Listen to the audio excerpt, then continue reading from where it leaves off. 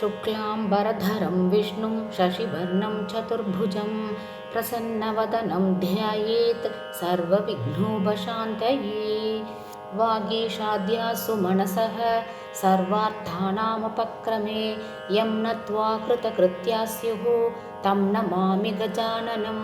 कूजन्तं राम रामेति मधुरं मधुराक्षरम् आरुह्य कविताशाखां वन्दे वाल्मीकिकोकिलं।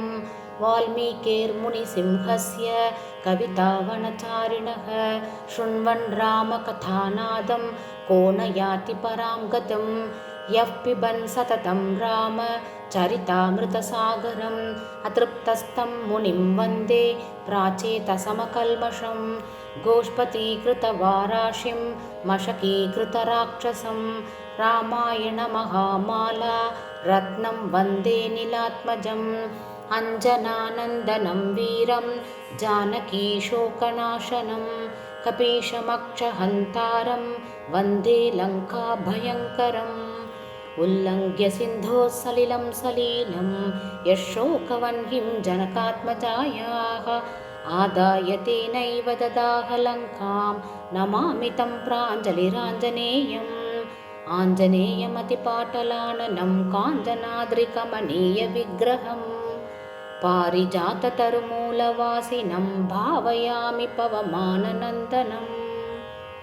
यत्र यत्र रघुनाथकीर्तनं तत्र तत्र कृतमस्तकाञ्जलिं बाष्पवारि परिपूर्णलोचनं मारुतिं नमत राक्षसान्तकम्। मनोजवं मारुततुल्यवेगं जितेन्द्रियं बुद्धिमतां वरिष्ठं वातात्मजं वानरयूथमुख्यं श्रीरामदूतं शिरसा नमामि। वैदेही सहितं सुरद्रुमतले हैमे महामण्डपे मध्ये पुष्पकमासने मणिमये वीरासने सुस्थितम्। अग्रे वाचयति प्रभञ्जनसुते तत्त्वं मुनिभ्यः परम् व्याख्यान्तं भरतादिभिः परिवृतं रामं भजे श्यामलम्। वामे भूमिसुता पुरश्च हनुमान् पश्चात् सुमित्रासुतः शत्रुघ्नो भरतश्च पार्श्वदलयोर्वायुवादिकोणेषु च सुग्रीवश्च विभीषणश्च युवराट् तारासुतो जाम्बवान् मध्ये नीलसरोजकोमलरुचिं रामं भजे श्यामलम्।